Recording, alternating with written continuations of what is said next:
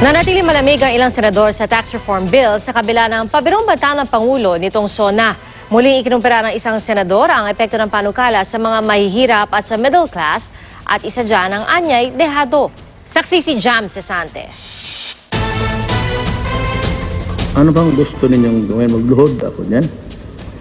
I call on the Senate to support my tax reform in full and to pass it without haste. Hindi lang impluwensya sa mga mambabatas ang pinalutang ng Pangulo sa pagsusulong niya ng tax reform bill. Tila batid din niya ang patuloy na pagiging popular at pabirong nagbanta sa SONA kaugnay sa susunod na eleksyon. Ayaw mo nagpakpak. Wala, pati si wala.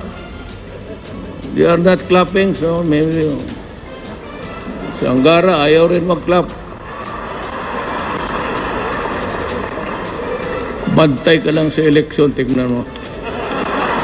Ang tax reform bill na hinihingi sa Kongreso ay pagtupad sa pangako noong kampanya na patataasin ang take-home pay ng mga kawani sa pamamagitan ng pagbaba ng kanilang buwis. Pero dahil mabawasan ang koleksyon para sa pondo ng gobyerno kung kailan sunod-sunod pa naman ang mga proyekto tulad ng Build Infrastructure Program, gusto ng gobyerno na lagyan ng dagdag buwis ang ilang produkto o patawan ang mga dating may VAT exemption. Dati na naming pinakwenta kung magkano ang imamahal ng gastusin ng isang pamilya. Halimbawa, ng mag-asawang may pinagsamang buwan ng kita na 35,000 pesos. Lumabas na madadagdagan ng 10,000 pesos ang gastos nila kada taon pag nagmahal ang mga bilihin. Pero bawi pa rin sila dahil exempted na sila sa tax at hindi na magbabayad ng halos 54,000 pesos sa taon ng buwis. Walang dudang panalo yung may dati ng mataas na sahod. Pero ang mga walang trabaho, pati mga minimum wage earner na dati ng exempted sa tax, hindi naman magbabago ang kita. Ang magbabago lang ay ang pagpasa nila ng dagdag presyo. Halimbawa, sa sachet ng kape na mula 5 ay magiging 8 pesos, sachet ng powder juice na mula 9 ay magiging 20 pesos, at litro ng soft drinks na mula 16 pesos ay magiging 25. Sa madaling sabi, lahat naman may dagdag gastos, pero mula middle class, pataas lang ang may dagdag kita. Punayan mismo ni Senador Sonny Angara na siyang pabirong tinakot ng Pangulo sa SONA. Pag pinag-uusapan ay yung mga nasa minimum wage, yung mga pamilya na isa lang ang nagtatrabaho, we have to be concerned how it impacts on them. Kasi usually hindi naman gumagalaw yung sweldo nila, di ba? And yet tumataas yung presyo ng bilihin.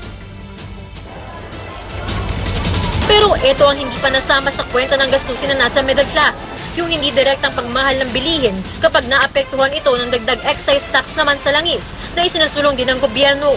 Alam naman natin pag tumaas ang presyo ng langis, damay-damay yan eh. Damay ang pagkain, damay ang gamot, damay ang bilihin. Pero sabi ng isang mambabatas, hindi po one-to-one ang relation ng pag-angat ng presyo ng krudo sa pag-angat ng presyo ng bilihin. hindi tulad sa Senado, inilusot na at pinaninindigan pa rin ng Kamara ang kanilang tax reform bill. Pero baliwala yan kung hindi magpapasa ang Senado ng katapat na bersyon. Ako si Jam Cesante, ang inyong saksi.